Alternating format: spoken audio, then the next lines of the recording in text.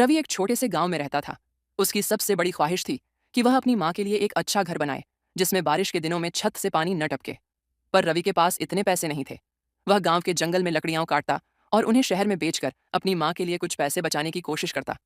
एक दिन रवि जंगल में लकड़ी काट रहा था, तभी उसकी कुल्हाड़ी पानी में गिर गई। वह परेशान होकर बैठ गया। तभी एक बूढ़ा आदमी वहां आया और बोला, बेटा क्या हुआ? रवि ने उसे सब कुछ बताया। बूढ़े आदमी ने मुस्कुराते हुए झील में छलांग लगाई और कुछ देर बाद सुनहरी कुल्हाड़ी लेकर आया। क्या यह तुम्हारी कुल्हाड़ी है? उसने पूछा।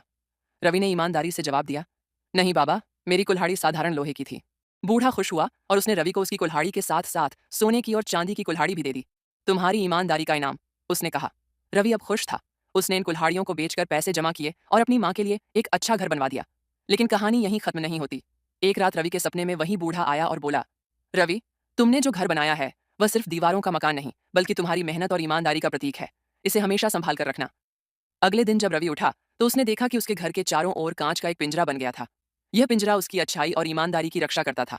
लेकिन जैसे ही रवि या उसकी माँ ने झूठ बोलने की कोशिश की, पिंजरे में दरार पड़ने लगी। रवि समझ गया कि यह पिंजरा उसकी अच्छाई की परीक्षा है। उसने ठान लिया कि अब वह कभी भी झूठ या गलत काम नहीं करेगा।